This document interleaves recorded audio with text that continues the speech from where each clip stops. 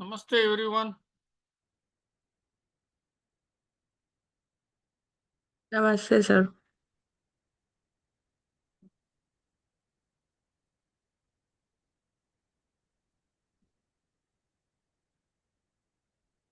Let's wait for a few moments for Purna to join.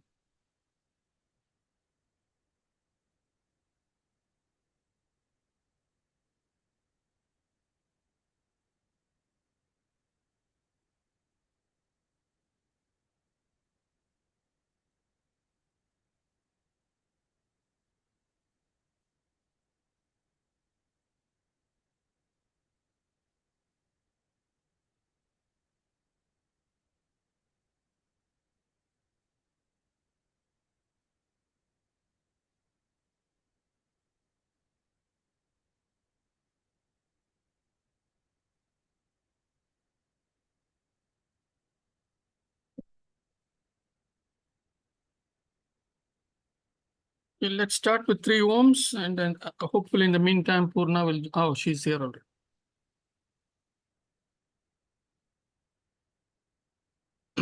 Please take a deep breath.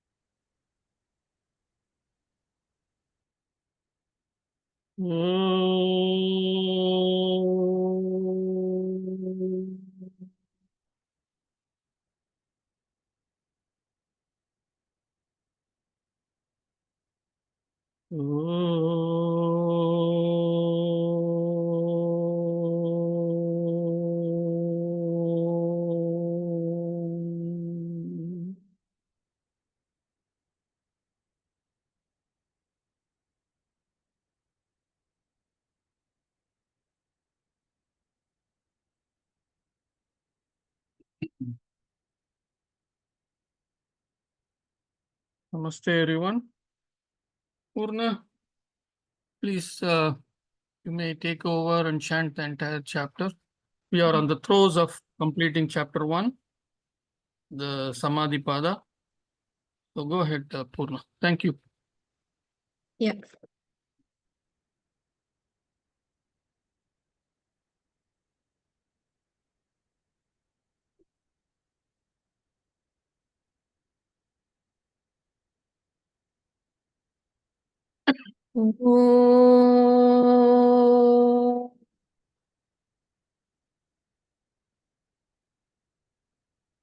योगेन चित्तस्य पदेन वाचां मलं शरीरस्य च वैद्यकेन योपाकरोत्तं प्रवरं मुनीनां पतञ्जलिं प्राञ्जलिराणतोऽस्मि आबाहुपुरुषाकारं शङ्खचक्रासिधारिणम् सहस्रशिरसं श्वेतं प्रणमामि पतञ्जलिं श्रीमते अनन्ताय नागराजाय नमो नमः। अथ समाधिपादः अथ योगानुशासनं योगः चित्तवृत्तिनिरोधः तदा द्रष्टुः स्वरूपे अवस्थानं वृत्तिसारूप्यम् इतरत्र वृत्तयः पञ्चतयः क्लिष्टाः प्रमाण विपर्यय विकल्प नित्र स्मृतयः प्रत्यक्ष अनुमान आगमाः प्रमाणानि विपर्ययो मिथ्याज्ञानम् अतद्रूपप्रतिष्ठं शब्दज्ञानानुपाती वस्तुशून्यो विकल्पः अभावप्रत्ययालम्बन तमोवृत्तिर्निद्रा अनुभूतविषय असम्प्रमोषः स्मृतिः अभ्यासवैराग्याभ्यां तन्निरोधः तत्र स्थितौ यत्नोऽभ्यासः स तु दीर्घकालनैरन्तर्य सत्कार आदरा आसेवितो दृढभूमिः द्रष्टानुश्रविक विषयवितृष्णस्य वशीकारसंज्ञा वैराग्यं तत्परं पुरुषख्यातेः गुणवैतृष्ण्यं वितर्क विचार आनन्द अस्मितारूप अनुगमात् सम्प्रज्ञातः विरामप्रत्यय अभ्यासपूर्वः संस्कारशेषः अन्यः भवप्रत्ययो विदेहप्रकृतिलयानां श्रद्धा वीर्यस्मृतिसमाधिप्रज्ञा पूर्वक इतरेषां तीव्रसंवेगानाम् आसन्नः मृदुमध्य अधिमात्रत्वात् ततोऽपि विशेषः ईश्वर प्रणिधानाद्वा क्लेशकर्मविपाक आशयैः अपरामृष्टः पुरुषविशेष ईश्वरः तत्र निरतिशयं सर्वज्ञबीजं स एष पूर्वेषामपि गुरुः कालेनानवच्छेदात् तस्य वाचकः प्रणवः तच्जपः तदर्थभावनं ततः प्रत्यक्चेतनाधिगमः अपि अन्तराया भावश्च व्याधिस्यानसंशयप्रमाद आलस्य अविरतिभ्रान्तिदर्शन अलब्धभूमिकत्व अनवस्थितत्वानि चित्तविक्षेपाः ते अन्तरायाः दुःखदौर्मनस्य अङ्गमेजयत्वश्वासप्रश्वासाः विक्षेपसः भुवः तत्प्रतिषेधार्थम् एकतत्त्वाभ्यासः मैत्री करुणा मुदितोपेक्षाणां सुखदुःख पुण्यापुण्यविषयाणां भावनातः चित्तप्रसादनम् प्रच्छर्दनविधारणाभ्यां वा प्राणस्य विषयवती वा प्रवृत्तिरुत्पन्ना मनसः स्थितिनिबन्धिनी विशोका वा ज्योतिष्मती वीतरागविषयं वा चित्तं स्वप्ननिद्रज्ञानालम्बनं वा यथाभिमतध्यानात् वा परमाणुपरममहत्त्वान्तः अस्य वशीकारः क्षीणवृत्तेः अभिजातस्येव मणेः ग्रहीतृग्रहणग्राह्येषु तस्ततदञ्जनता समापत्तिः तत्र शब्दार्थज्ञानविकल्पैः सङ्कीर्ण सवितर्कसमापत्तिः स्मृतिपरिशुद्धौ स्वरूपशून्येव अर्थमात्रनिर्भासा निर्वितर्क एतयैव सविचारा निर्विचारा च सूक्ष्मविषया व्याख्याता सूक्ष्मविषयत्वञ्च अलिङ्गपर्यवसानं ता एव सबीजः समाधिः निर्विचारवैशारध्ये अध्यात्मप्रसादः ऋतंभरा तत्र प्रज्ञा श्रुतानुमानप्रज्ञाभ्याम् अन्यविषया विशेषार्थत्वात् तच्च संस्कारः अन्यसंस्कारप्रतिबन्धी तस्यापि निरोधे सर्वनिरोधात् निर्बीजः समाधिः ॐ शान्ति शान्ति शान्तिः Thank you, Kranti. Thank you very much.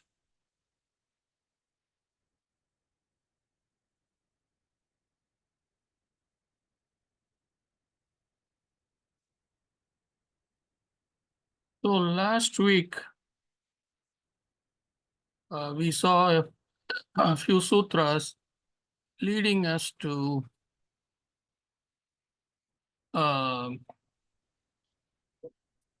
actually leading us to Nirvichara Samadhi. But before going to Nirvichara Samadhi, we had to see the qualities of Savichara Samadhi. So that's where we were. We left at Sutra 48, right there. Okay. So maybe we should, we started at Sutra 44. So let's back up a little bit.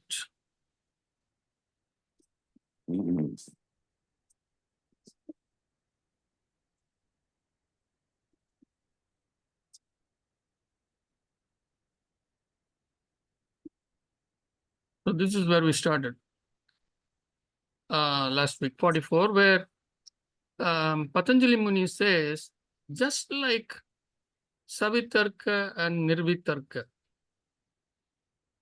in Sutra 43, he says that, I mean, we saw Savitarka, Nirvitarka up to Sutra 43. So in 44, he says, Etasya, Etaya means just like the previous things, just like Savitarka, Nirvitarka, that is reflective and non-reflective, contemplative, logically debating and non-debating. Similar to that, here he says Savichar, reflective, and Nirvichar, non-reflective. These are the two states. So he is using Savitarka and Nirvitarka as similes to explain to us Savichara and Nirvichara. This is what Sutra 44 is all about. In 45, he says, in the case of subtle matters, too, the culmination is awareness. So just like there, just like in Savitarka, Nirvitarka, here also, but here it is in the case of subtle matters. There it was in the case of gross matters, things outside, external objects. Here it is internal things. Culmination is awareness without indicators or signs, etc.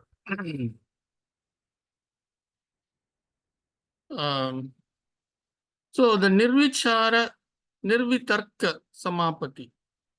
So that's where we left in Sutra 43, I think. Nirvitarka Samapati. So we are taking from there. So the Savichara Samadhi that he is going to explain, we will see how he is going to explain. So he says here, in the case of subtle matters too, the culmination is awareness without indicators or signs, because it is subtle matters, you are not going to say anything outside. So that's what he says. And that, he says, is Sabija Samadhi.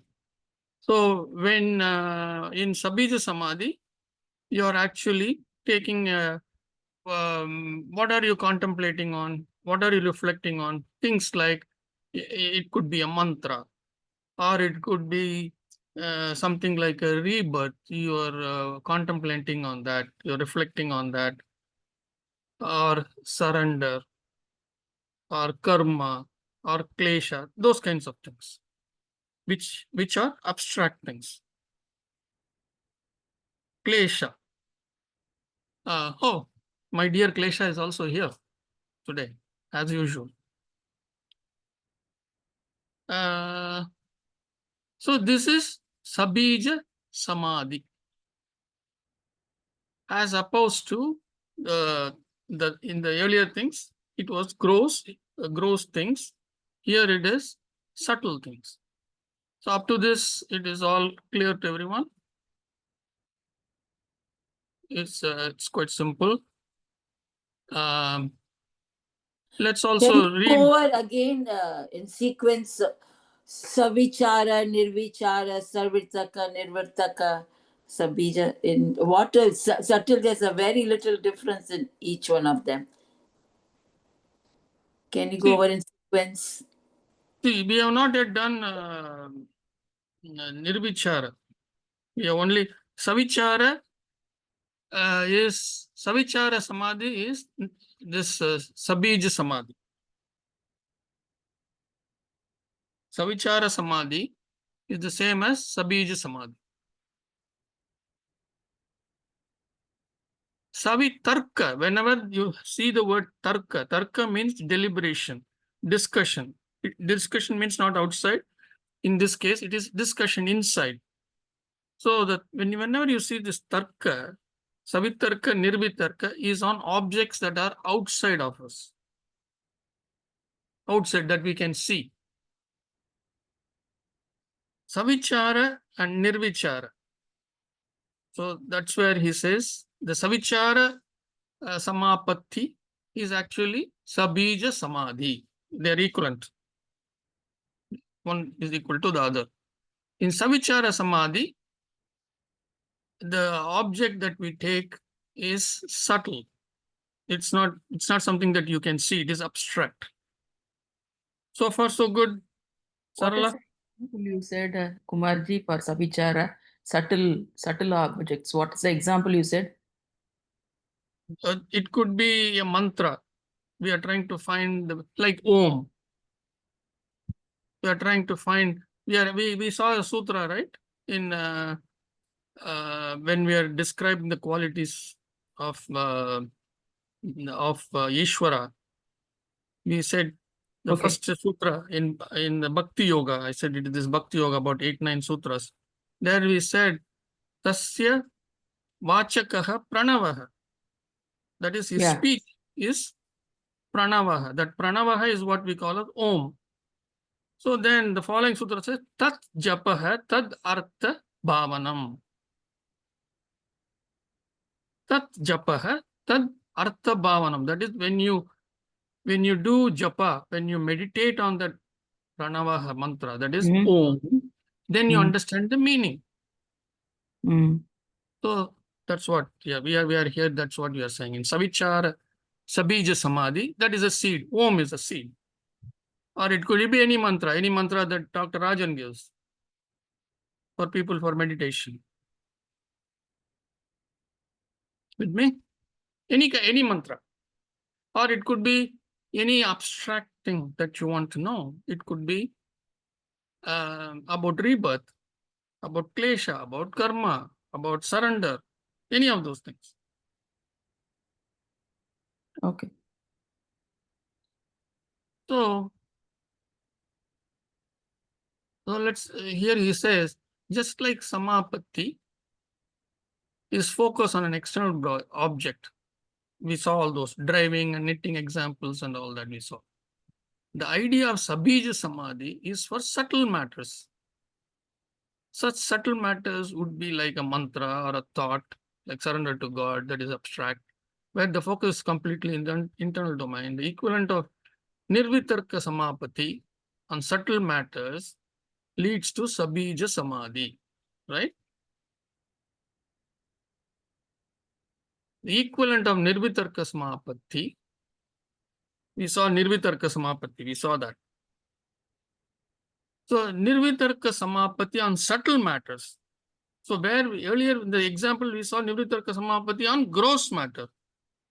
So nirvitarka samapati on subtle matters leads you to sabija samadhi or savichara samapati. With me? Is it confusing?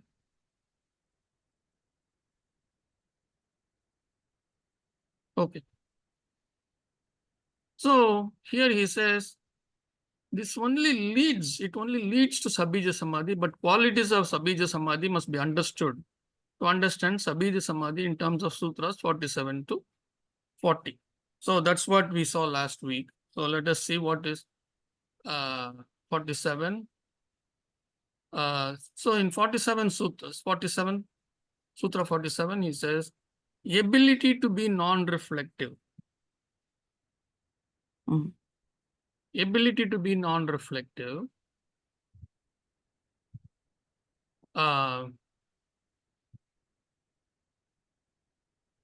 is the grace or purification by a higher entity. What is beyond the innermost awareness of the individual, Adi Atma. So that's what it says. Even to be even to have that ability to be non-reflective, that is to go into the state of dhyana, focus, dharana, that is that most of us will achieve dharana. Up to dharana, by effort, by all this uninterrupted abhyasa and all that, one can get up to dharana. Beyond that, go into dhyana and to samadhi. He says the ability to be non-reflective, where you have to let go. In dhyana, you let go. To be non-reflective is the grace or the purification by the higher entity. So the divine has to purify us, which means unblocking all the nadis, etc. And that's what he says. What the innermost, the higher entity, what is beyond the innermost awareness of the individual. So Adi Atma. Adi Atma is the Sattva Purusha or Ishvara. So we need that. His hand has to be there. So once that purification happens, once we are able to be non-reflective, once we are able to let go and get into the state of dhyana, they are filled with the knowledge of the cosmic flow. Rithambara tatra prajna. Rithambara, Ritha means cosmic flow. Bara means fully engrossed state. So, in the fully engrossed state, filled with the cosmic flow,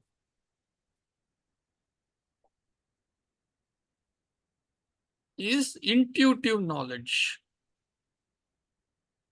This is the real intuition, because this is coming directly from above. So the intuitive knowledge or intuition that we loosely talk about, we must be very careful hereafter.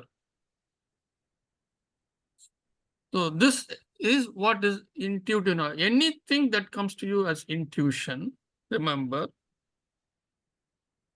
that has to be, the credit goes to the divine, not to the individual. Because it is coming from that Rithambara. It is coming from the cosmic flow. So this intuitive knowledge is what we are calling as prajna. With me? Excuse me, Kumarji. Isn't it individual who has put effort to have re-established that connection? Yeah, I know the source is different. The source is same, but this individual has put effort to connect and then, understand that. Why not for the individual? Yes, the individual has to put effort. It is like we discussed this a few times. There is a handshake. When you shake hands, you don't shake hands with yourself, do we? No. We shake hand with somebody else, correct? Yes. That person has to extend his hand or not? Correct. But again, it goes back to the Dvaita and Advaita principle. Like, it believes in, like, if you're a part of Prakriti and Purusha and you're just going back to the same entity, it's that's the purpose. Now, like, it's one and the same, right? So, yesterday I wrote a big message. What did I write?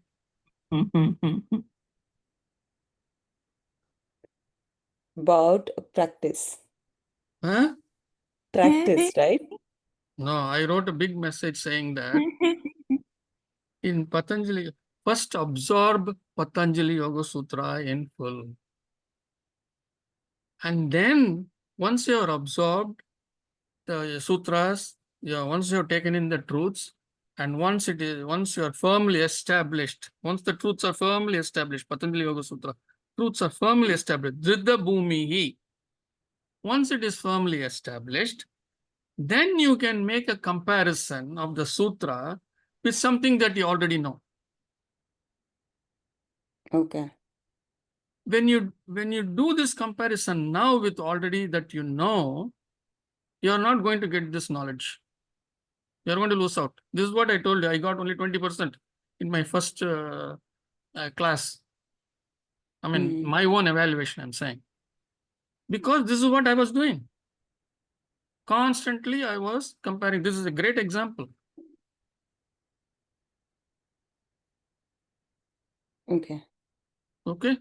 So let go, leave those things outside for now. Those will disturb you. That's why I wrote it is difficult, but you got to do that. That means when you learn something, you don't think what you know, right? Forget about what you know. I'm not You saying that. I'm saying you might have learned something incorrect.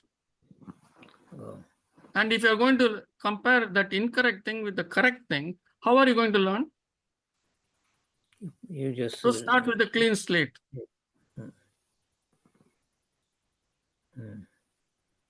If some concept that you already learned, and when we come to this and it is giving you some discomfort, know that there is somewhere there is a mismatch.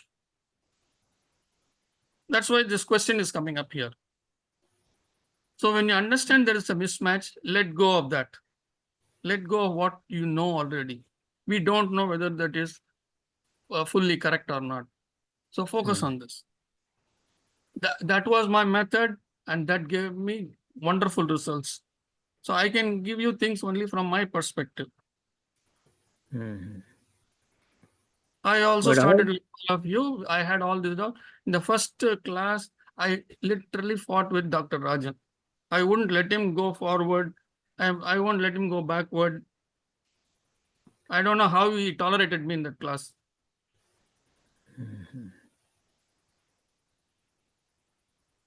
So you come with a clean sheet when you learn something. That's what you say. At least come as we start with Om, clean out everything. And after you finish the class, go and do assuming that you are fully absorbed what has been said in the class. Until then, don't do that comparison. Which means for 1 year, keep quiet. And after that, it may take 3 to 6 months for all these things to gel and become really solid. Until then, keep quiet. Don't do that comparison. Okay, let's go forward. So this is that intuitive knowledge. So let us see what he says about all this next sutra, and then we will see 49 and 50, two sutra. Shruta Anuman, he says here, because of the special understanding that we have received, because of the prajna, we now have direct intuitive ability. So anything that we are thinking about, the answer is coming from above, from that intuitive ability, from prajna. Because of this special understanding, prajna, in the intuitive knowledge, relative to knowledge from what has been heard, shruta, all that we have heard, you have heard my lectures, you have heard Dr. Rajan's lectures, you have heard so many other people's lectures, so many great souls have given lectures. And inferences, anuman. So many inferences that we have made is all another matter. He says the prajna, the intuitive knowledge, that the quality of that intuitive knowledge that you receive is far, far, far superior to all that you have heard so far about from all the spiritual things from various people, and all that you have read and inferences that you have made. That is this sutra, beautiful sutra. You understand?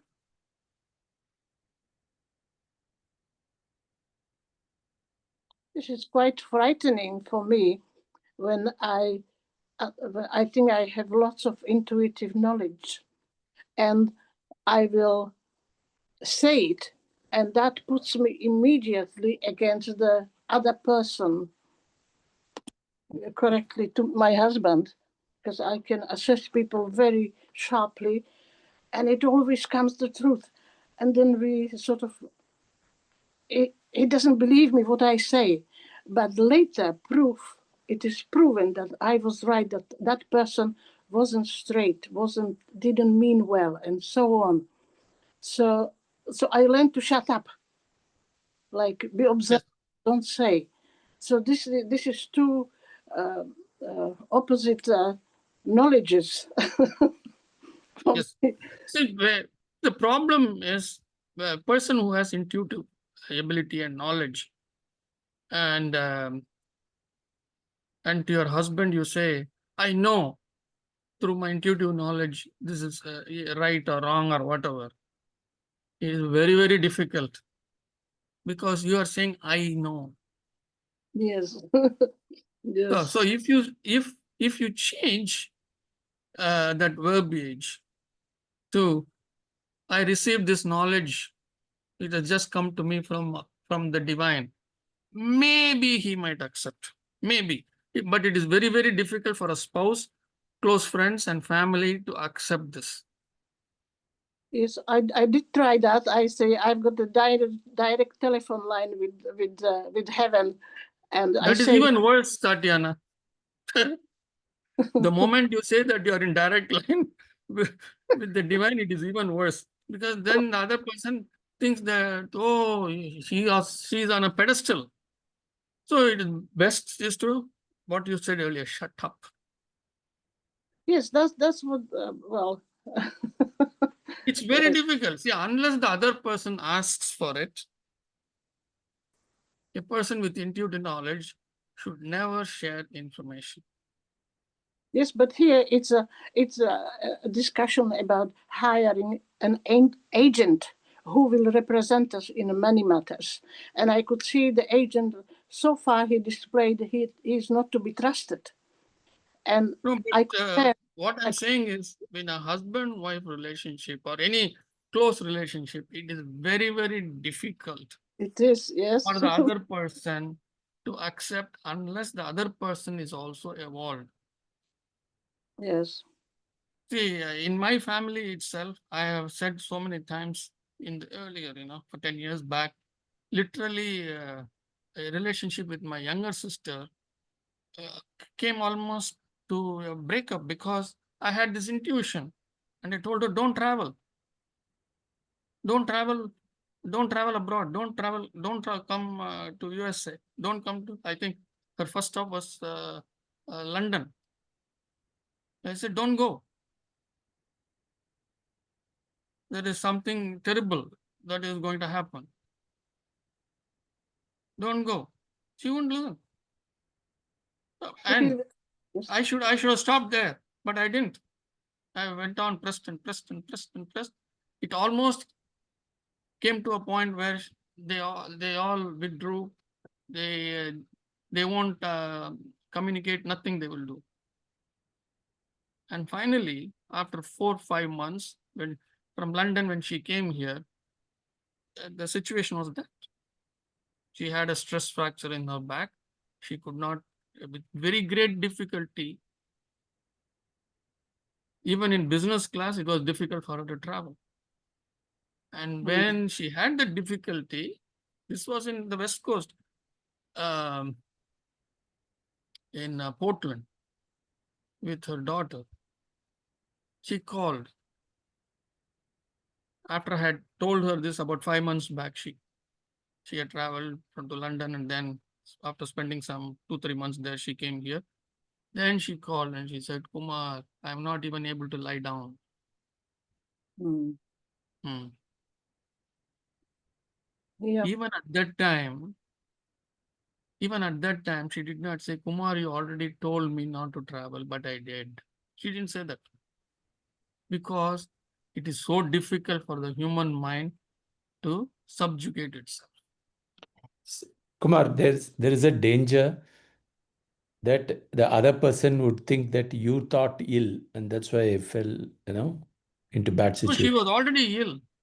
No, I'm saying when something really it happens, they won't be grateful that you Yes. warned them, Yes. but Yes. they could find fault with you saying that, Exactly. Exactly. yeah, when I started, you thought ill kind of thing, not you Yes. didn't think well. Yeah. I mean, yeah. It's more like that because you thought bad, because you had negative feelings. That is why I fell ill. Correct. They can never accept it as an intuitive message that came from. So I told her, what do I gain by stopping you from traveling from India? I said I would have loved to have you in my place also and take you around to a few things, to a few places. Anyways, so intuitive knowledge, one has to be very, very careful when you try to say it to others. That is why Dr. Rajan will never say anything unless the person literally pesters him. Otherwise, he won't say it. But when you ask him questions, he go to just close his eyes and give your all. He get into the knowledge and give the all answers. As long as it doesn't. If you ask him in the class, when will I die? Do you think he will tell you that? Yeah. Okay, let's move on. Sutra 50. So this is the quality of that intuitive knowledge. So in Sutra 50, he says, Tat jaha sanskaraha anya sanskara pratibandhi. What a beautiful sutra. Tat jaha. See, you have to enjoy the sutras. Tat jaha sanskara. Sanskara Can is you show one us the pattern. screen of the? Huh? Can you show us the screen of the sutra? What is that? Can you share the screen, sutra? Yeah, it's already doing. Hey, sharing already. Yeah, we are able I'm to sharing. see it. Oh, I cannot see. Sutra 50, I'm sharing right now. You can see it? Can you see it now? Yes, now I see it. Thank you. I think you have to make your screen bigger or something like that. Thank Tat you. I see jaha it. sanskaraha anya sanskara pratibandhi. Tat means that jaha, born of. Ja really means like a janma. So born of, born out of. So a new thing is always a new creation. We always say born out of. Tat jaha, born out of that. The two words. Sanskaraha, the impressions. Sanskaraha is impressions. Impressions. What are the impressions? Karma, klesha, vasana. They are all impressions. This is unique, right? The karma, klesha, and vasana. These are three things that are unique to each person. No two people are the same.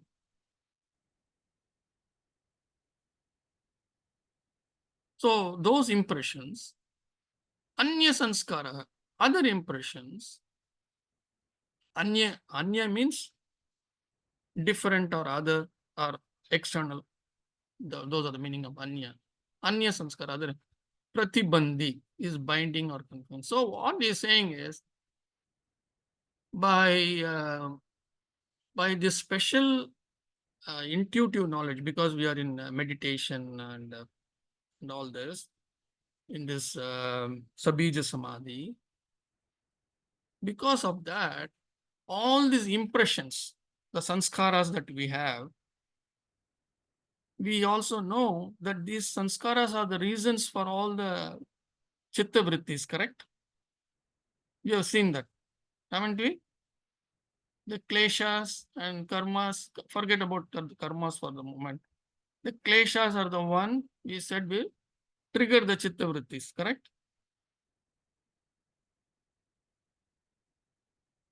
So the sanskaras, all the sanskaras, the klesha, karma, and vasanas, which are the ones which are causing the chitta vrittis, have all been bound, have all been locked down from acting up. And how is that? And karma, klesha, vasana, they are also programs, because we are discussing only the software part. From Sutra 1, we are discussing software part, mostly excepting one or two sutras. So because the software is the main fellow, the software is the one which is running us. So everything is a piece of software. And all this karma, klesha, vasanas are also software. This is the impressions, the sanskaras, they're also software. So to lock it down, you need another software to lock it down. That is what he's saying as anya sanskara. There is a new sanskara that is created to lock down all these old sanskaras. With me? So this is what Dr. Rajan does. When he gives you a mantra and asks you to meditate, when you meditate on that mantra, each one he gives a separate mantra. Like Rim, Jim, Tim, Ram, some mantra he will give based on the cosmic flow and what he gets from above. And based on your situation in life, he'll present it to the cosmos, and then the cosmos returns a mantra for you specially. Sometimes the mantra is not available, so he will tell you the mantra is not available. So that mantra, when you chant that mantra internally, not outside, when you keep chanting that mantra creates a new program. And that new program locks down all the old ones. And that is how the chitta vrittis die down. That's what he's saying here. The impressions born of that confined, it is all confined. The other impressions, born out of that, the impressions born out of that confine the other impressions. So a new program, one program is created, which locks down everything. Pratibandhi, that's the word here, which says binding or confines it and keeps it down, all the other programs from acting up. Is this clear? Okay. So let us review from Sutra 47 to 50 with these notes here. Okay. These sutras describe the nature of Sabija Samadhi. Since this chapter is introductory overview, Sabija Samadhi and the general characteristics of any kind of samadhis have been explained in a simple way. For now, the points that describe Sabija Samadhi are the following. Sutra 47. This is Sutra 47 he is explaining here. Grace of higher entity. That's what he said. That's what earlier we said in Sutra 47. He said the grace of higher entity, that the divine has to extend its hand. The state of non-reflectiveness called dhyana in chapter 2. We are going to come to chapter 2 next week. Comes from the grace of higher entity. The state of non-reflectiveness comes from the grace of higher entity. This is similar to the point made in Sutra 16 in the first part of this chapter, where the non-reactiveness to flow of gunas is attributed to the Purusha. I don't know if you recall the sutra where we said by constant practice, abhyasa vairagyam, we will come to a point where tat param purusha kyatehe guna vaitrishnayam. That's what Patanjali Muni says. Tat param purusha kyatehe guna vaitrishnayam. So that is Sutra 16, where he's explaining how the gunas are controlled. What are the gunas? Sattva, Rajas, and Tamas. So the three gunas are controlled. Who controls that? Purusha kyatehe. Those gunas are controlled by the Purusha. Where is the Purusha?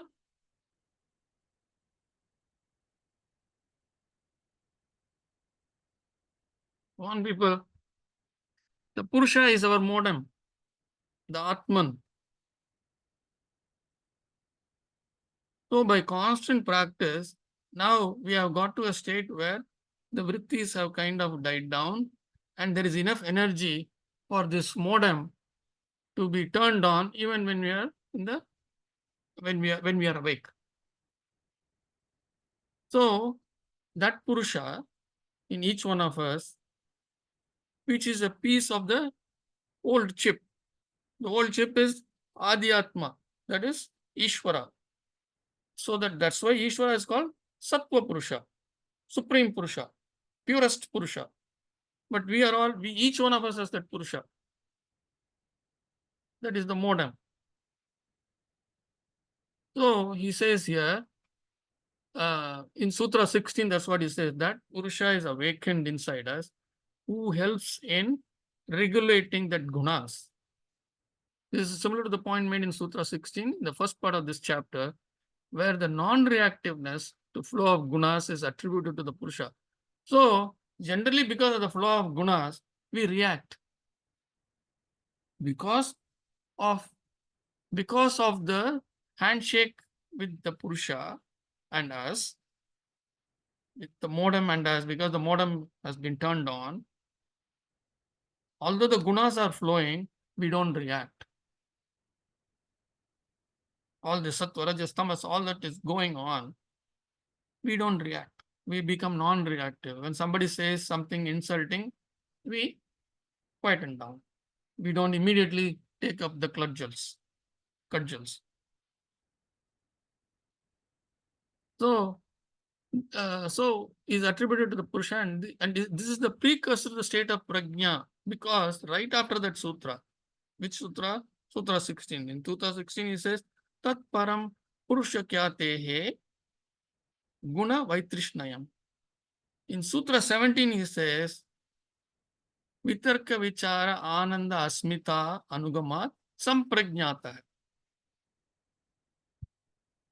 Because the gunas have been controlled and we have become non-reactive, because it has happened, which means the chitta vrittis all have completely gone, we are able to vitarka vichara in peace.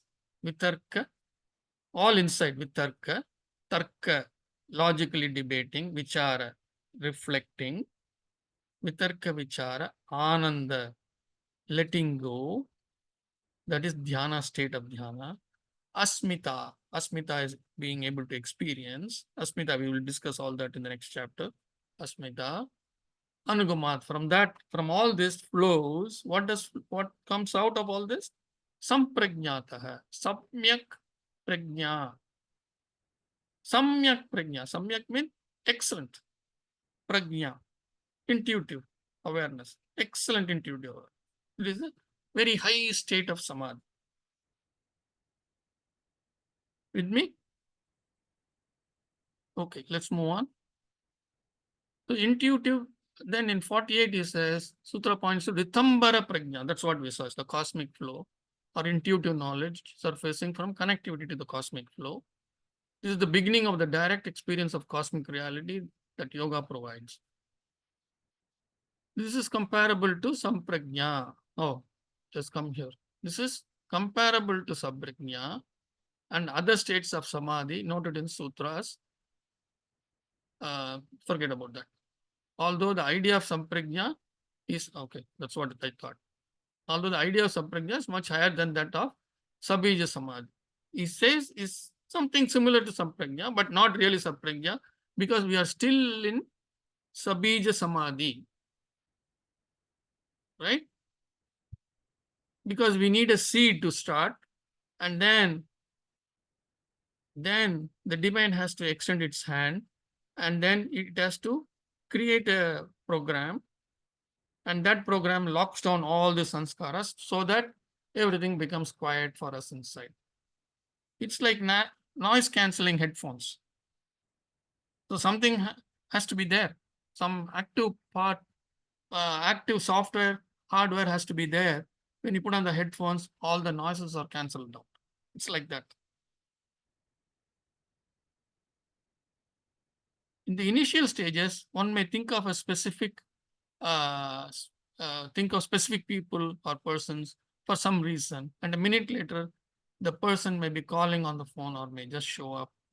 So these are all, he says, Sabija Samadhi characteristics, or even lower, it could be. For those involved in research activity, there will be sudden popping of ideas or knowledge in the head, especially after a good night's sleep or after a quite meditative period.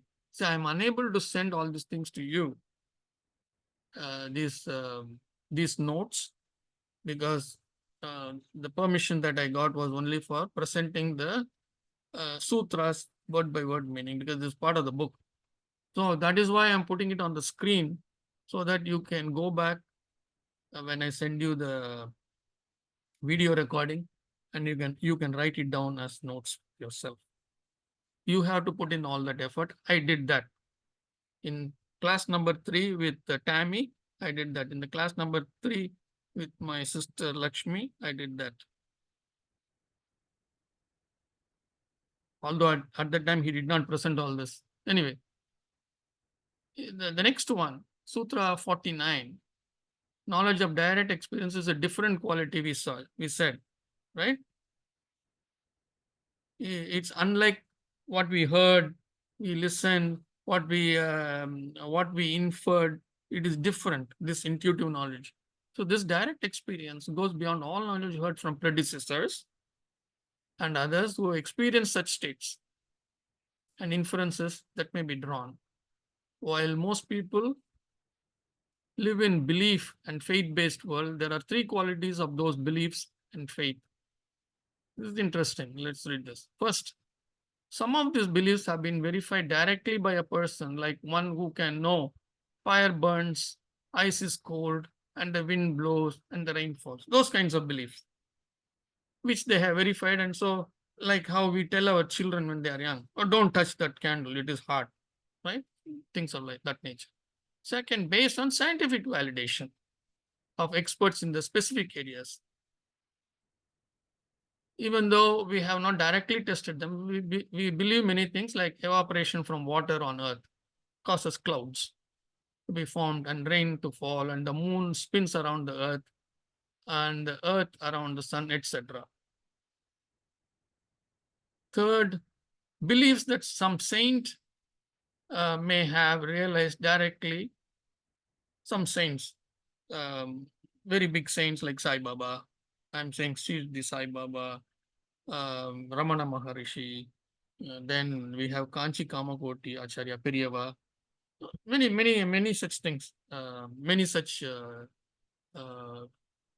evolved beings.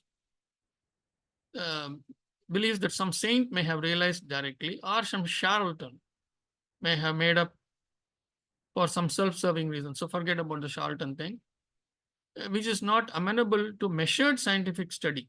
It's not.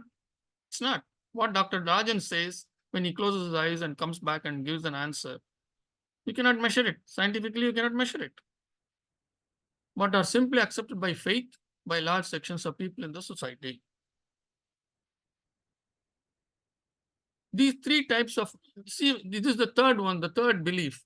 This is the same thing that Tatiana says, that she says something and her spouse cannot accept it, even though it is right. These 3 types of knowledge base are very different from direct spiritual experience of samadhi. So the direct spiritual experience. So this is what he's saying as Shruta and Anuman.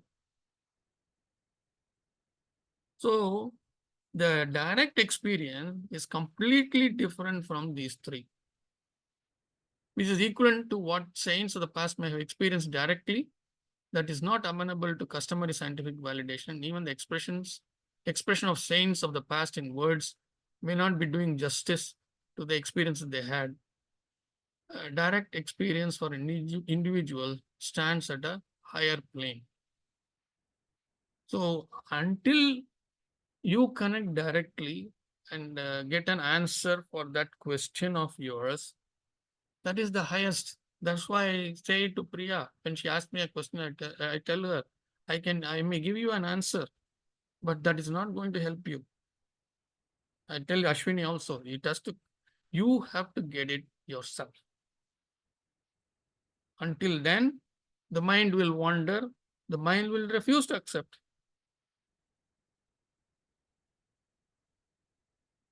It's like eating used food. Used food or stored food. Okay. Okay. This is also a very important point. Sabija Samadhi does not eliminate the inherent programs within us. So that's in Sutra 50, he says Pratibandhi, right? So in this state, while one has a connectivity to this cosmic flow, one's software still carries with it the need to experience different situations, especially the need to do one's duty. Like all of us, we have to do our duty. Even if all of us are in Sabija Samadhi, after we have to come out of that because we have to do our daily duty. In Sabija Samadhi, the communion is temporary. When the new programs created by regular practice overcomes the inherent programs and sends these inherent programs into hibernation for a while for a little while when the communion takes place. So that's what we saw. A new software is created to put all the other things. This new software is sometimes that mantra which uh, evolved people give. Dr. Rajan gives the mantra. So as we keep chanting on that, it binds and makes all these other programs hibernate. So that's what it is all about. So in Sabija Samadhi, once we come out of that state, all this karma klesha will all start up. But it is going to be with reduced activity, no doubt about that. But they all will start up, they are ready. They are ready to pull you down. So that is Sabija Samadhi.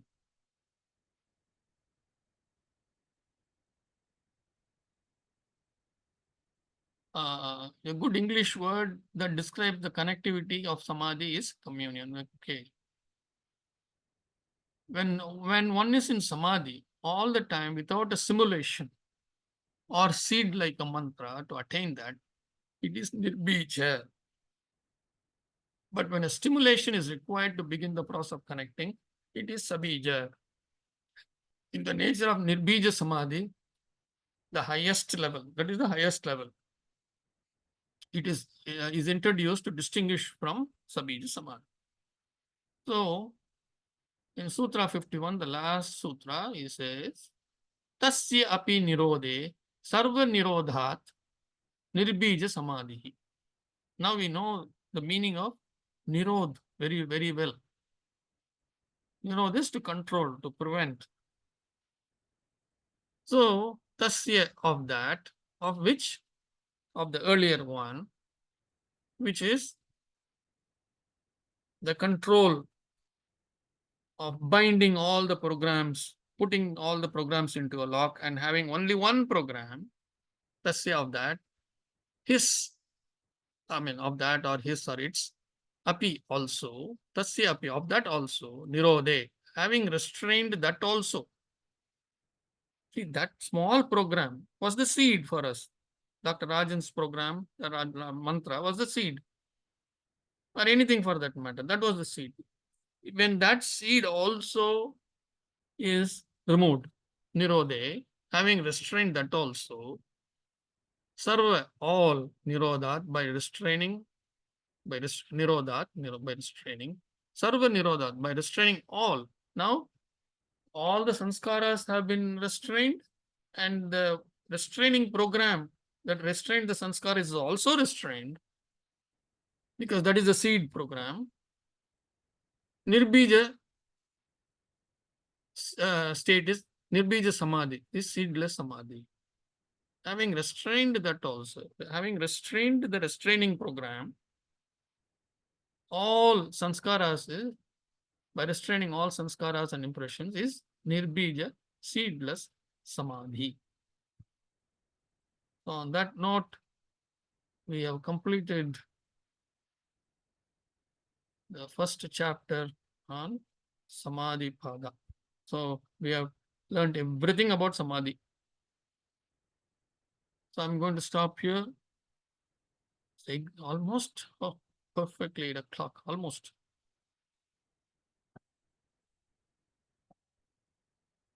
Any questions on what we have covered today? We covered only 3 sutras today. 48, 49, 50. Actually, 48 also we spoke a little bit last week. 49, 50, 51. 3 sutras.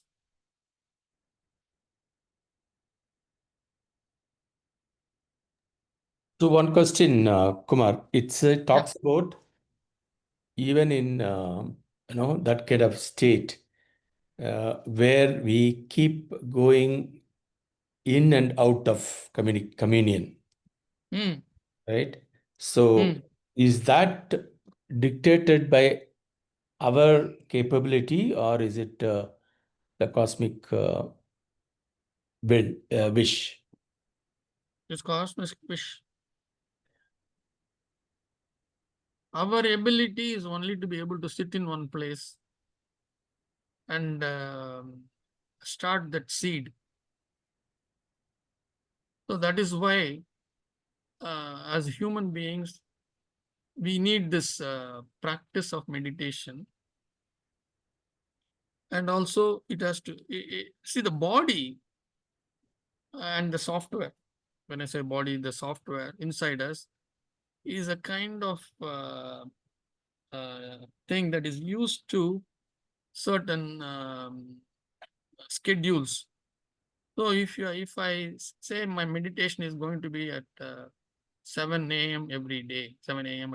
every day, and I also choose the same place and sit in the same chair or whatever, sofa or whatever, then immediately the software thinks, oh, he's getting ready to do the meditation. And so it already, it is getting, it is kind of hibernating so many other programs. That is why it is essential to do meditation at the same time. When I say same time, it doesn't have to be exactly 6:59 a.m. No, I'm not saying that. But somewhere 15, 20 minutes this way, that way. And in the same place. Initially, until we get that focus, to sit in the same place, same sofa. I will sit in the same sofa every day for meditation. So the moment I go sit there, and after some time, the body, the software understands that I'm ready for meditation. So there is a meaning and technique to all this. That is why, and also, they will say have a shower, wear fresh clothes. All these things are done so that the body understands that you are ready for meditation. Put vibhuti, people put vibhuti or namam, whatever. So all these things are precursor to that meditation. If you do all this, you put vibhuti, you have a shower, you do all this, and you also do some initial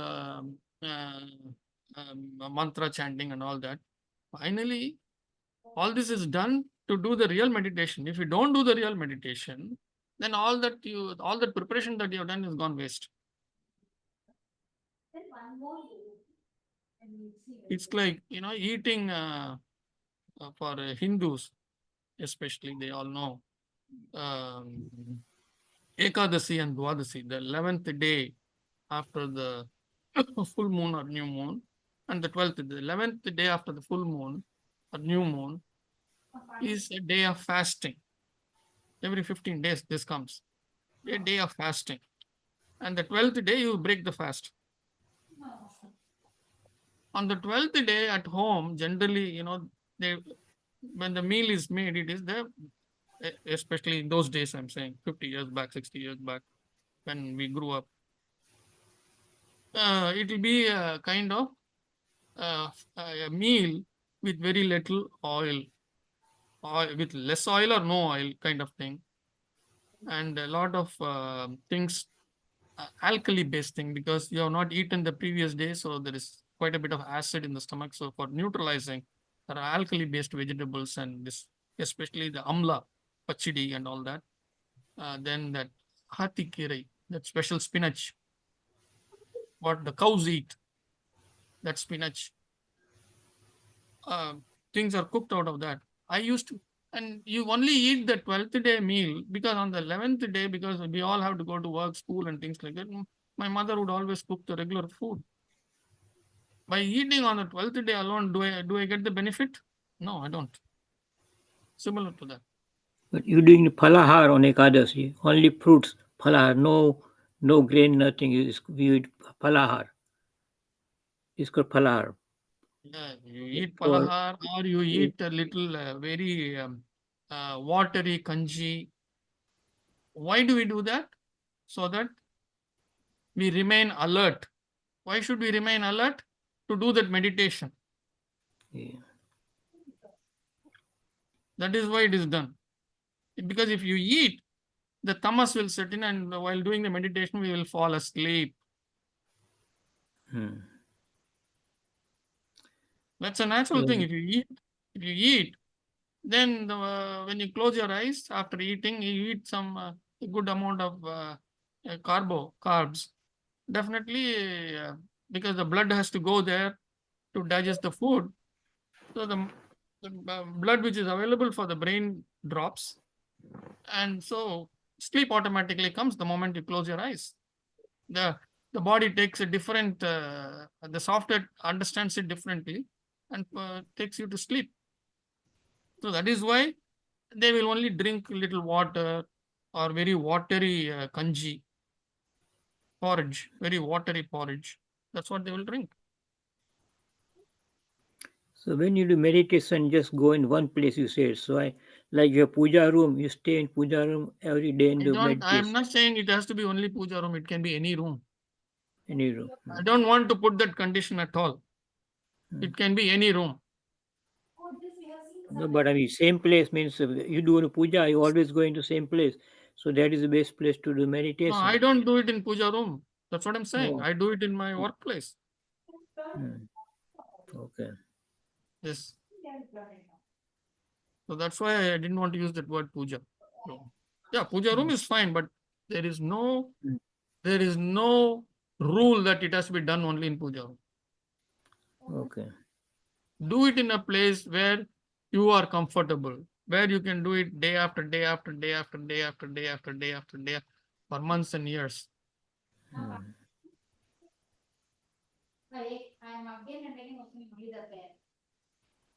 With me? Okay. Yes, sir.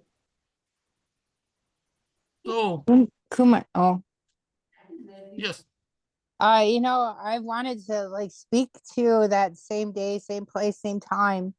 yes, And we said for years and years, and the way that it is peculiar, but the way that it works for me is showing up every day. For me, it's 4:30 to 6.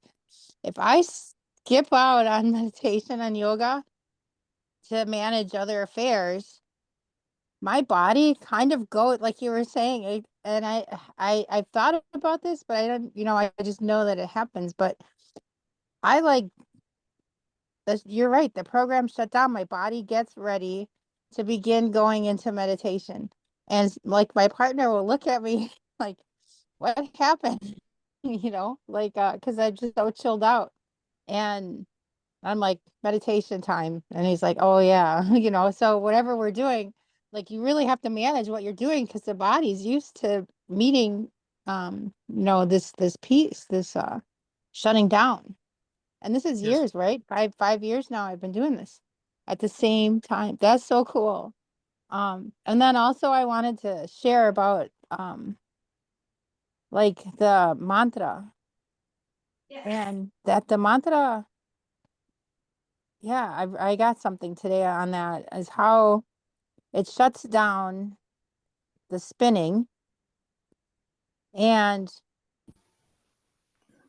it will put away, even there's things that are spinning that are part of our karma and dharma for us to see, yes. And that it does give it to us later at another time too. And once it shuts it down, sometimes it brings back a clearer vision. And I know that's not a samadhi, right? Because the samadhi is the zero darkness. But it does. It makes, sometimes it shuts down the mantra, shuts down the samskars and stuff from, vrittis. Yeah. I don't know if that was helpful for anyone, but I got to see that I didn't know the samadhi delineation so clearly as I did today. Around, that's not samadhi when you have those visions and seeing. So that's because your other stuff is shut down, and that's how we can see it. So that's what I wanted to share. Yeah, thank you. So, Mhm. Kumar, I have another question. I want to Yeah. understand for the pole number 11, you had mentioned it is Mudita Punya and Punya. Yes. So even this Maitri and Sukha will fit in. So how do you differentiate?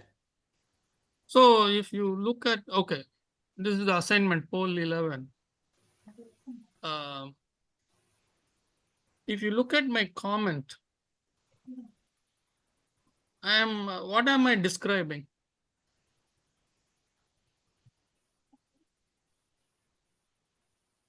What am I describing about that? I'm saying something about Tatiana, correct? Correct. What is it I'm saying about Tatiana? Am You, I talking about her virtues, or I'm speaking about her bad qualities?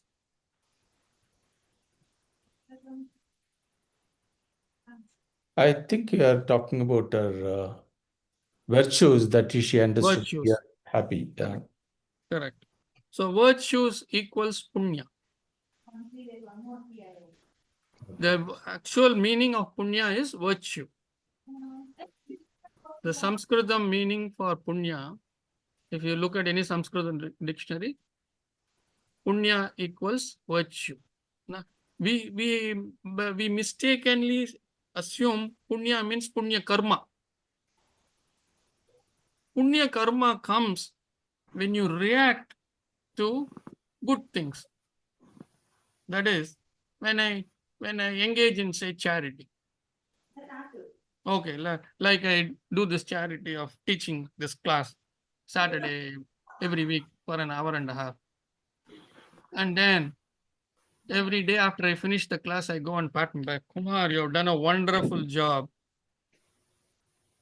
That is how I accumulate punya karma. Or somebody calls or sends a message to me, Kumar, this class was wonderful. I keep patting myself over that. Kumar, fantastic. Your intelligence is unmatched. So that's how I accumulate punya karma. And we already saw, we want zero karma at the time of death. Punya karma 0, papa karma 0, apunya karma 0.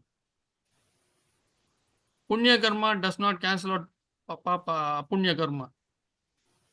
It does not cancel out bad karma. Two are different. It's not like finances.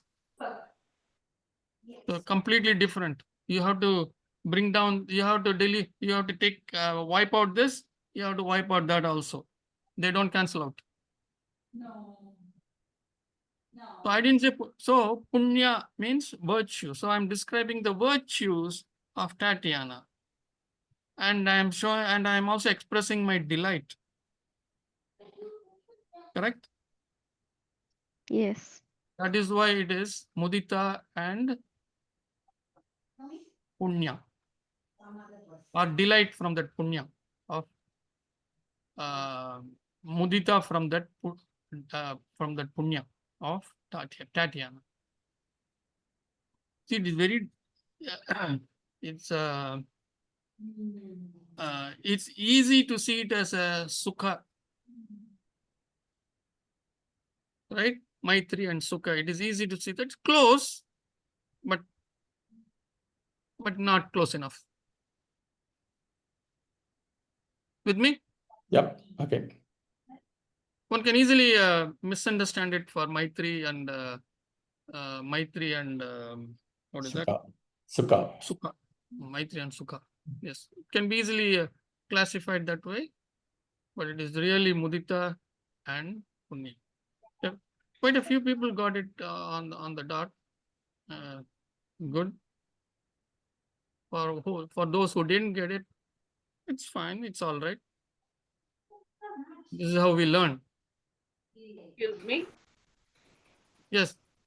Yeah, if you had said something which befriended her, like a small comment, like better than us, little bit, but not a whole lot. This is your saying she's extraordinary. If you had just said she has some good experience, or she gave a good answer, or something like that, that would be Maitri, I think. Oh, that also can be Mudita. Okay, can be Mudita, but this is like superlative. So maybe a little bit. Sometimes we do that. What I'm saying is, any small virtue in the other person, we must be able to take delight in that. Correct. Any small virtue, it can be a small virtue. Right, but sometimes because why I'm saying that is, that is the most difficult thing to do, especially in the spiritual arena. Maybe in the materialistic world, I can see that my handwriting is very nice, or my Ashwini's handwriting is very nice, or Sri Lakshmi's handwriting is very nice. So I can say, oh, Sri Lakshmi has a beautiful handwriting. Very easy to say. But in the spiritual arena, when everything is inside, it is very difficult to accept it. See, it's the case of Tatiana. She has this intuitive ability. So it's very difficult for her husband to accept it. Accept it as a virtue. Because she's going to say good things as intuitive knowledge. She's also going to say that this is not good. This is bad. Let's not do this. Once I remember, myself and my sister, we were going in a bus. And I said, I saw a car on the side which had a flat tire. So I told her, see, this car is what happens if our bus also has a flat tire, and within half an hour our bus had a flat tire.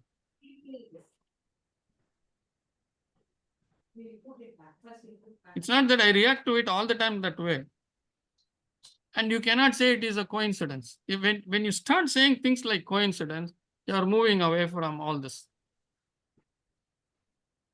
we triggered that program. Whatever it is. When you say it triggered this, it triggered that, you are not giving the necessary credit to the divine. That's all I'm saying. Give that credit to divine. Whenever things happen in the way that you said, give that credit to the divine. Then you just take that and lie down and go to sleep in my room. You put it face down.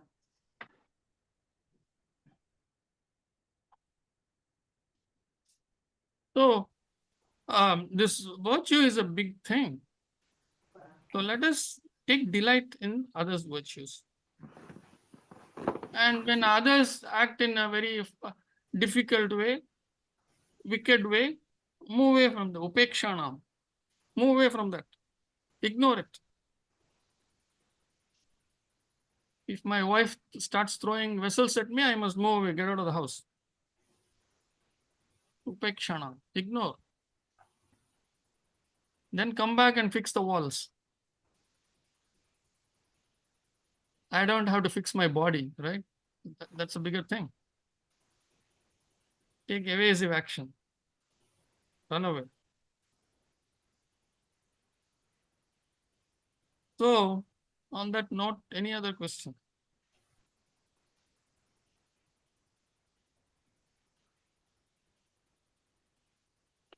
So there is a in the beginning of the sutras, it says, as we know, we learn to be observers of everything we do is yoga, and observing ourselves with the action we perform is not that. So that is a little bit confusing. So what is observing what we do and observing with the action we perform? I should also Which add, sutra? I'm happy that in the 47 or 49, it explains to some extent, Which sutra is that, Mohan? Do you recall? it is, Or maybe as we maybe we can do a review. We have enough time. okay. Let's do a review of this chapter, and maybe you can catch right there. So as we do this review, before we go to the review, any other questions before we move there?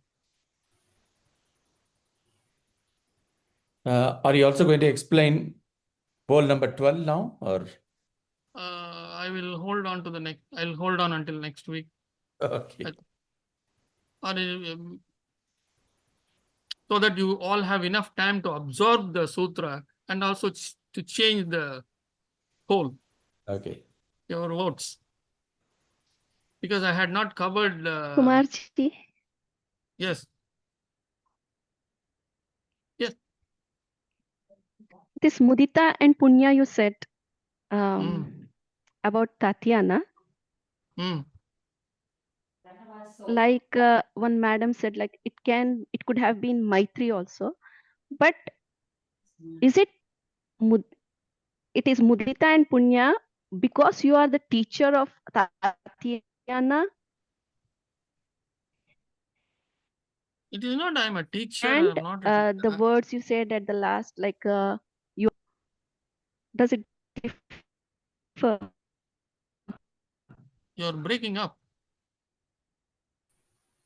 Yeah, heavy rains in Hyderabad, so there is no good internet here. Okay. What was your finally? What was the last two sentences? I didn't catch.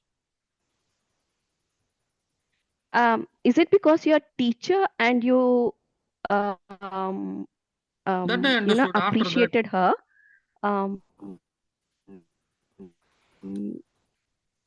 you said some word that I After used. that,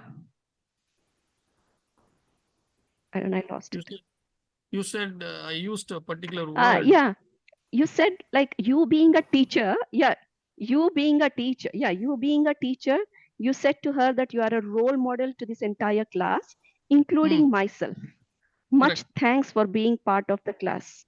So yeah, is it because you being so knowledgeable and appreciating a person, a student, it becomes punya? Sorry, I don't know whether I have. First of all, you have to understand what. First of all, the word punya, you have to let go of what we know until now as punya. Normally, punya means we think that it is some credit. That's not it. Punya means virtue. Any virtue in another person is punya. If a person speaks softly, then that is a punya in them. If a person speaks very sweet words, it's a punya in them. Virtue, it's a virtue. So in that message that I wrote, I have highlighted the virtues of Tatiana. Haven't I? Yes. Irrespective, that message could have been written by any one of you. Yeah. Also, one more thing, And I'm Kumarji. expressing my delight also in that. Yes. Saying that you're not only a role model to this class, I'm saying you're a role model to me also. Yes. Here, yes, because I don't want people in the class to think that I am different from all of you. That's why I'm saying you're a role model for me also. Yes. So your statement. Yes. Statement if I apply to you and apply to the other person, no, then the answer could be different. Virtue is for her, whereas Virtue, her virtue, yes. yeah, delight is I'm for you. describing her virtue, yes. Yeah, whereas delight is for you. Happiness Delight is for me, yes. Delight is for me, yes. okay. Yes, exactly. Exactly. I also wanted to say the same thing. I didn't do it in the right way. Thank you. Yes. Thank Yes. you. We take delight. That's what the sutra is all about. Maitri, Mudita, Karuna, Upekshanam. Those four are actions that we take. We be friendly, or we be compassionate, or we take delight, or we run away, ignore. We do that. That is the action part Okay. applying to us. Excuse Yes. me. I Yeah. think delight is for her too. I don't know whether it is That for is you. after the event. That is after the event. Yeah. That is after the See, event. you Yes. highlighted her quality. Yes. So on listening to that, how should she be? Suppose it was any of the others, then how should she be? See, reading that, it is a very happy thing for her. So she Yeah. should be Maitri. She should be friendly with that happy news that Kumar has written nicely about me. She should be friendly with that, not go overboard, not immediately call for a party and jump and then call her husband and say, see, even my teacher has said this. Not that. That's the meaning. That is the meaning of Maitri and Sukha. She feels Sukha. She felt good. That's fine. But be friendly with that. Don't go overboard. But it could Kumar, also be that many times we don't accept or we don't think that highly of ourselves. And when someone says, take it, the truth, and be elated. It There is are not that kind of people. ourselves. First of all, it is not ourselves. Tatiana, I'm assuming. For Tatiana, that's what Tatiana I'm saying. Yeah. So Tatiana Tatiana, I'm assuming Hmm. that when I wrote all these things, that she took it and then said, oh, this is all because of the divine. Divine. Somebody is Okay. praising me. Yeah, correct. Yeah. Correct. But Instead of, she yes, should be elated, I'm saying, because we always play low. that, Many people. that's what I'm saying. That's what I'm saying. That elation is for somebody appreciating not me as a But person, as a physical body, but the divine, seeing it the quality. above. Yes, that these qualities have been bestowed on me Should by have the been by the divine. divine. Yes. Yes. That's how it has to be seen. This physical body has to be thrown out. This physical body has to be thrown out. See the software all the time. That is the dirtiest.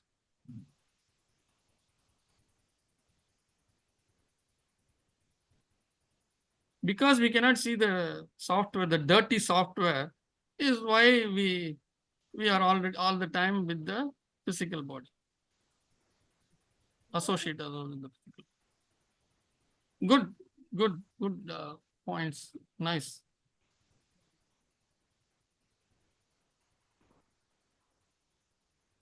So let us say tomorrow or sometime in the future, Yogeshwaran says that he has found a girl and he's going to get married. That is a happy news, correct? So I'll be maitri with that. I'll be friendly with that happiness. It gives me sukha. It gives me happiness.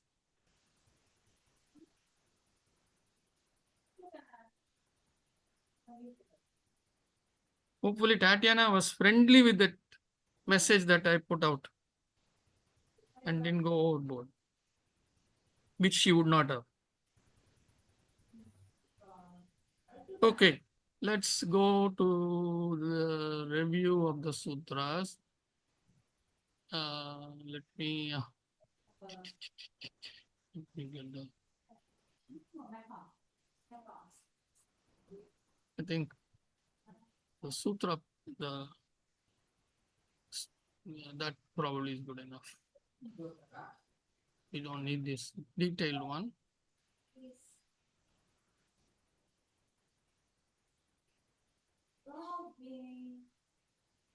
Okay. Here I share the sutra right now. So this is good enough for us. We don't need the word by word meaning. See, like I said, you have to enjoy the sutras and you have to enjoy the flow and you have to enjoy the hooks. So in the first 5 sutras or first 4 sutras, this is the executive summary. Very, very high level summary of the complete set of 196 sutras. Of all the 4 padas is in the first 4 sutras. So this you have to understand. So in the second sutra, in the first sutra is nothing, he says this is just a document on yogas, on yoga. The second sutra he says, yoga chitta vritti nirodha. This actually, and together with tada drashtu swarupe avasthanam, vritti sarupyam itarat. These 3 sutras give us completely the essence of yoga. What yoga is all about, not about samadhi, about yoga. Yoga, he says, when we say somebody is in yoga, means the chittas have come to a stop, or they have been controlled and they are hibernating. They have either been eliminated or they are bound and they are controlled. So that is the meaning of that sutra. When we are in that state, then tada drashtuhu swarupe avastham. We are in the true reality. That is, when we are in yoga, when the chitta vrittis have been tied down, bound down, then we are in true reality. That is, we become a witness. We are a witness bird. We witness everything. We see things as they are and not colored by kleshas and karmas, because everything has become dormant. When we are not that, then we identify ourselves with the vrittis. Then we are the vrittis themselves. When we identify ourselves with the vrittis. Is this clear to everyone? So this is all that we are aiming to do. Kumar, this is where Yeah. my question came, because if you go little up, you will see the impression, no, or implication of this, the explanation. A little down. Yeah. Yeah. That's As where it we, stops. that is where implication, as we learn to be observers of everything we do, we are in yoga. Correct. And identifying with the action we perform, we are not. So I just Correct. wanted to know the difference. Yeah. See, when we observe, when we are observers, meaning I open the door and there is a person standing in front. I see only the person. And I see the person as this. That is being in yoga. Okay. What is not being in yoga is when the kleshas kick in inside and then they tell me all the stories. Oh, this person did that. This person went and told bad about me there, and gave this gossip to X, Y, Z. That is what the action we are talking about. Okay. Okay. Fine. Yeah. So that is what we are saying as vritti sarupyam itaratra. So then we become the vrittis themselves. When we are not that, when the kleshas, karmas, everything are bound down, then we are in sutra number 3, tada drashtuhu swarupe avastha. Okay. So the beauty is vritti sarupyam itaratra. So he says we identify ourselves with vrittis, with the thoughts that has been created by the kleshas. So we are doomed. We are fallen. Since he used that word vritti, now in the very next sutra, the next set of sutras is explaining what vritti is all about. So this is how it is linked. That's why it is called sutra. Beautifully linked. See, it starts with vrittayaha, panchatayaha, klishtaha, klishtaha. It can be painful or not painful. some vrittis are nice, some vrittis are not so nice, painful. And then he goes on to explain pramana, viparya, vikalpa, nidra, smritaya, 5 types of vrittis and what they are. I'm not going to go through all of them. And I just want to show you the flow. And then he ends in Sutra 11 with the description of the last vritti, smriti, memory. Anubhuta Vishaya, Asampramosha, Smriti, Smritihi. So, he then see beautifully how he is linking. He says,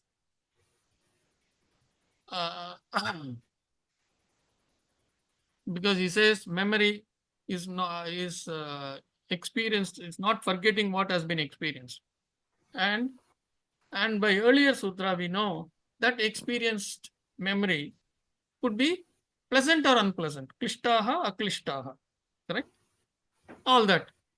Now, he says, all these vrittis he has explained, the 5 types, and each one he has explained what they are and all that. And now, the very next sutra, following that, in sutra number 12, how to control this sutra. I mean, how to control the vrittis. So that's why he says, Abhyasa Vairagya Bhyam Tat Nirodha. Tat Nirodha. That here refers to the vrittis, the 5 types that he has talked about. He said that can be controlled by how? By Abhyasa and Vairagyam. Vairagyam is detachment. Priya, listening? Yeah, yeah, I'm listening. I'm here. I'm listening. Yeah. So then these 2 sutras, I mean, this actually 4 sutras here, 4 or 5 sutras, are telling us about Abhyasa and detachment. So, I'm not going to explain everything because all this we have gone through. So, when we have this Abhyasa established in us, and then when we have this detachment coming into us, so Drishta, this 15th sutra says, Drishta Anushravika Vishaya Vitrishnasya Vashikara Samya Vairagyam. So beautifully he says, what is detachment? When things that you hear, things that you see, don't bother you, and you are focused on what you have to do. Vitrishnasya. You are not listening to those stories of Drishta Anushravika, all that has been heard and said about anything. You are not listening to all that. Vashikara Samya. Vashikara. Fully engrossed in what you are doing, then that is detachment. Detachment is getting rid of all these other things. What is coming into my ears and eyes, getting rid of all that and being focused on what I'm doing. If I'm doing sambar, I'm fully focused in doing only sambar. I'm not thinking about the idli. I'm not thinking about what Kumar will say after the eating the idli or sambar. Will he say, oh, it is very, very spicy. Oh, Priya, why did you put so much of spice in this? You don't think about any of those things. You only focus on doing the sambar.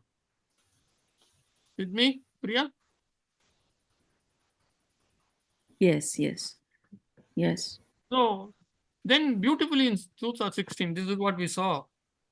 In Sutra 16, he is explaining very nicely. He says, by having this abhyasa and vairagyam, what do we get? By practicing it for a long period of time, he has said that sa tu dirgha kala nairantariya satkara sevito dhrita bhumi. He says that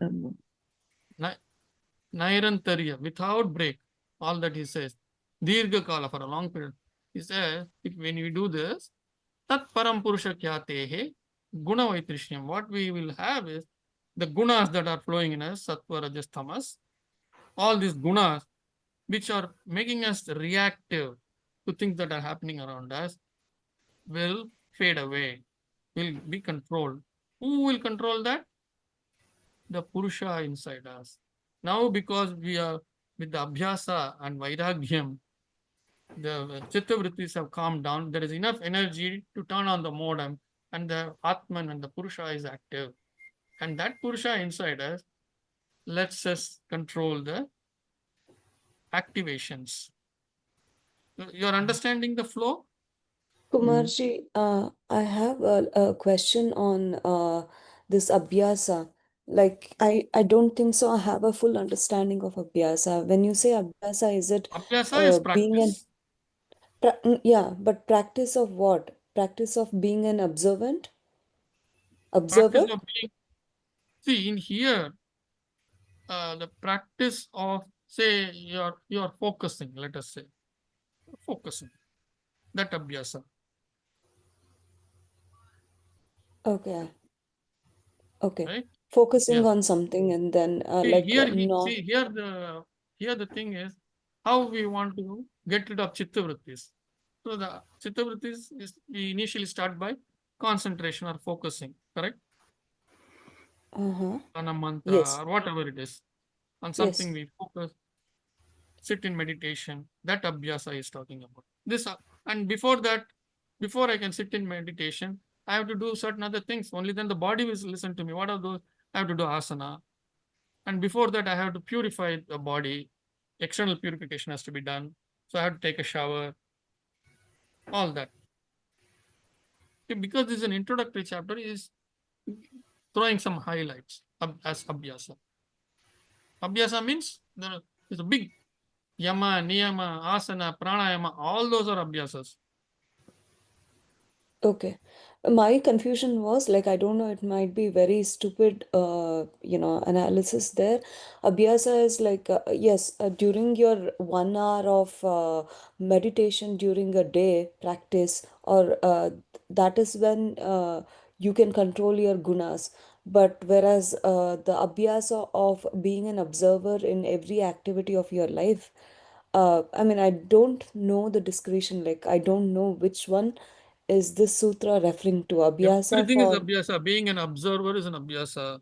Doing your okay, meditation is an abhyasa. okay. Abhyasa is not one. Abhyasa is many. Here, he is referring to everything. The Yes, Muni is referring to everything. yes, Okay. yes.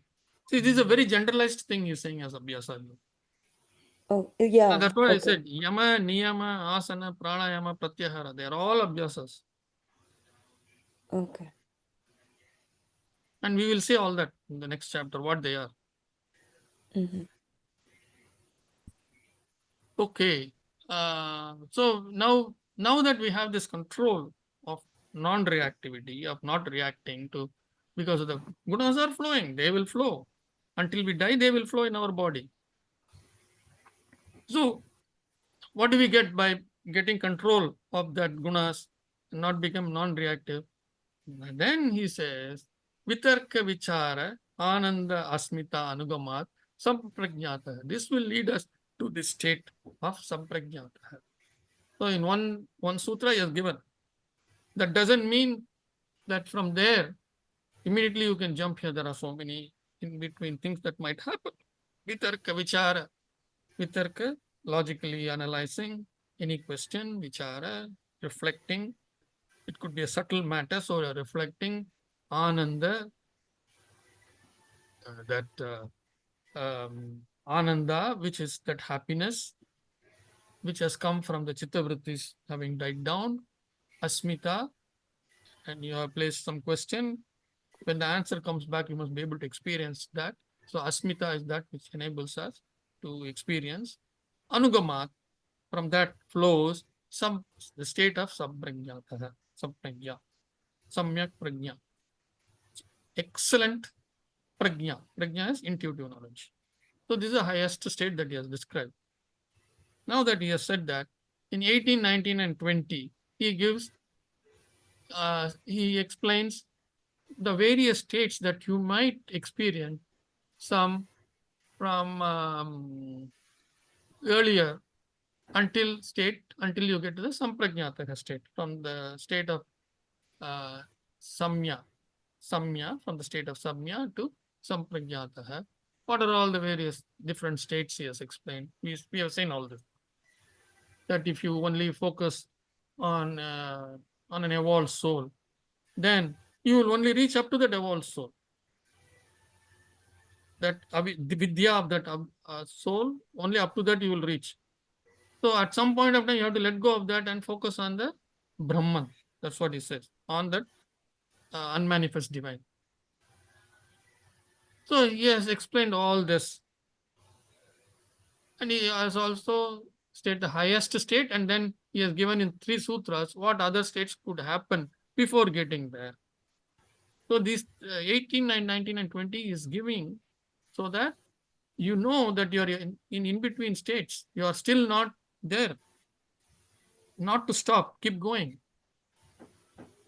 And then in 21, he says, starting in 21, he says, how to get there, how quickly we can get there. Tivra samveganam asannah. So you get there in a speed that is proportional to intensity of effort, intensity of effort. Okay. Tivram means that intensity. And then he says, the tivram could be mridu madhya ati. It could be very small. And then if it is very small, it is going to take you maybe 60, 70 years or 100 years to get there. Madhya, it may take 40, 50 years. If it is tivra, if it is adi, it may take 5 years, 10 years, or 1 year, whatever. Okay? That's what he's explaining about the state of the abhyasa. And then he says, oh, if all this I'm saying, if this is all too much, you can also get to the state of samadhi, the divine communion, through complete surrender to the divine, Ishvara Pranidanatva. And then he explains in the following sutras who that Ishvara is. Klesha karma vikpaka ashehi aparamrishtaha purushaha viseshaha Ishvaraha. Purusha visesha Ishvaraha. So Ishvara is one who is beyond the Klesha karma, fruitioning of the Klesha karma cycle. That is why we placed him in zone A, beyond zone B. Zone B is Divine Godmother and all our software, that is Pitrus, Devatas, Rishis, and the Divine Godmother, Prakriti are all in zone B. And physical body people are in zone C. So this is how we saw. So in zone A, it is only Ishvara. Because he is beyond the karma klesha cycle. And in him, tatra niratishyam, sarvijnana tattva bijam. So in him is the seed of unmatched knowledge. Every piece of knowledge has to come from him, and the seed is there, and the source is there. That's what he says. And he is also Purvesham, and he is also the guru of all gurus. He is the guru. He is the chief guru. Kalena Annavachedat. Without interruption, without break, from time immemorial. He is the only guru that we know. Tasya Vachakaha Pranavaha. His communication, the way he speaks, is Pranava. Pranava. And that Pranava is we know as Om. When you do japa on that, you understand the meaning of that. So this is also another seed mantra. In Sabija Samadhi, one can use that. So when we do that, what do we get? He says, the Chetana. What is Chetana? Chetana is the artificial intelligence in each one of us, the AI. Animated objects only have Chetana. Inanimates don't have Chetana. They have only Chitta. Everything in this world has Chitta.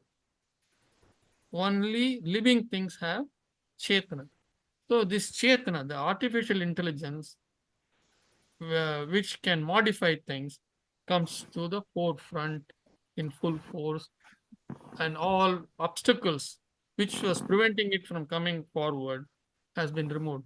This is the one which is going, this is the one which creates that new program in Sutra 50 or 49 that we saw, right? Which was binding, correct?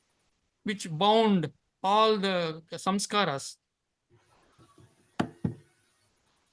So remember that. AI means one which it artificial intelligence here is the program which can recreate, modify itself. So in Sutra 49 or so, it created a new program. We created a new program which this by modifying, and what did it do? It locked up all the other unwanted things and put them quiet, made them quiet.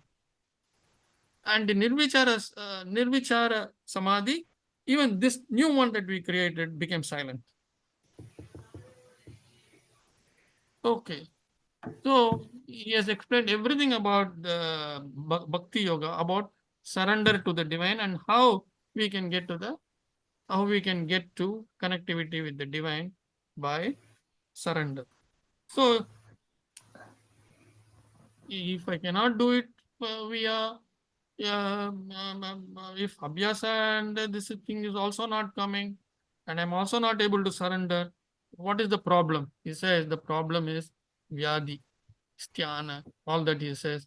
Obstacles deluding the chitta, disease, mental inertia, doubtfulness, carelessness, laziness, lack of dispassion, or craving for sense pleasure.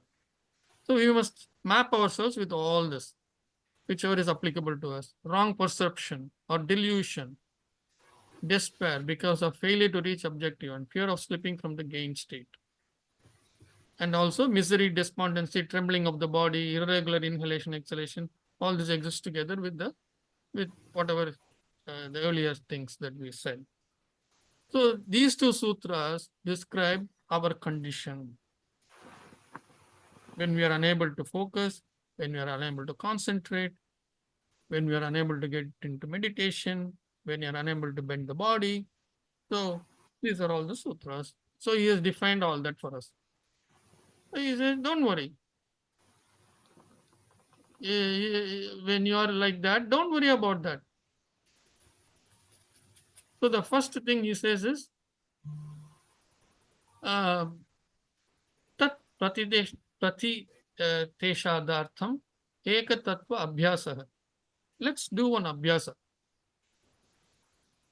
Ekatato, one principle. We'll take a one principle approach and we'll see how we can get over it. And here he says, Maitri Mudita, this is what we have explained many times. And this is sutra on moderation in life. So the first thing is moderation and detachment. Moderation is detachment. When I see 35, 40, 50 dishes displayed in a buffet, and I can detach from any of those things and take only a little bit and eat, I have detached myself. There's a detachment and moderation, both are there in that. In every activity, we should be able to do that. And that's why he says, Maitri Karuna Mudita Upekshanam. I'm already gone beyond, it's already 8:53. So we'll stop here and we will do the review. Or maybe I will take 2 minutes to finish. We will do it next week. It's already time up for us. Okay.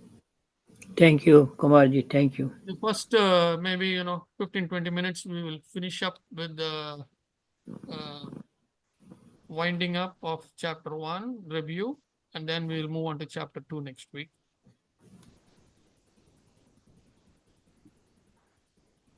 Any questions?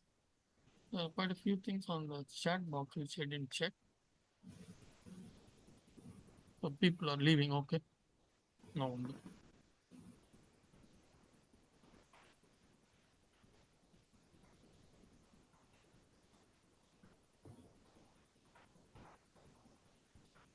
Okay. Any questions before we leave?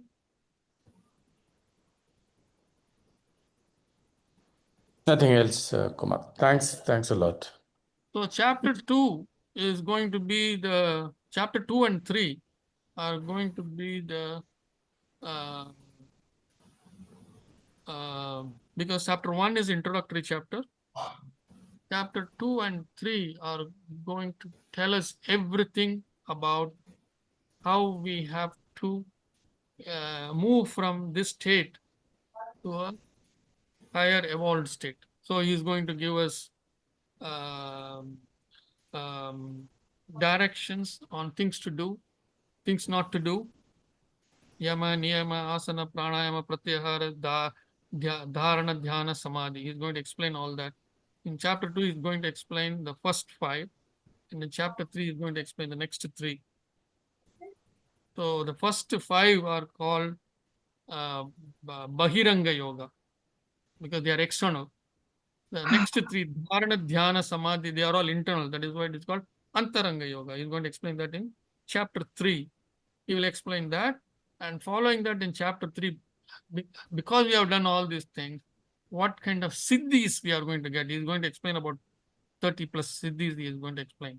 It's not, that doesn't mean that those are only siddhis, but much more, many more siddhis are there.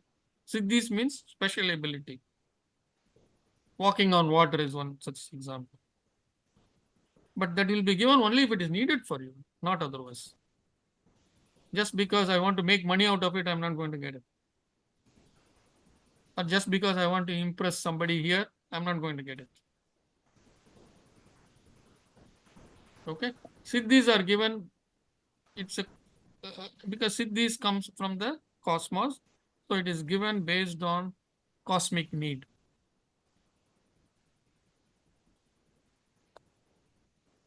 Okay, we'll see all that next week. Namaste, everyone. Have a good week. Please revise, review sutras. Spend at least half an hour every day on the sutras. Only then you will understand the beauty, the flow, the hooks, and what you need to know, and then the realizations that are going to come to you will happen through that. Please believe me, please trust me. Looking forward You have to that. trusted me by coming into this class, so you have to trust in the methodology that I'm giving also. Yes, somebody said something. Namaste. Thank you. Thank Namaste, you. everyone. Thank you. See you. Some of you, I will see you on Tuesday. Namaste. Thank you.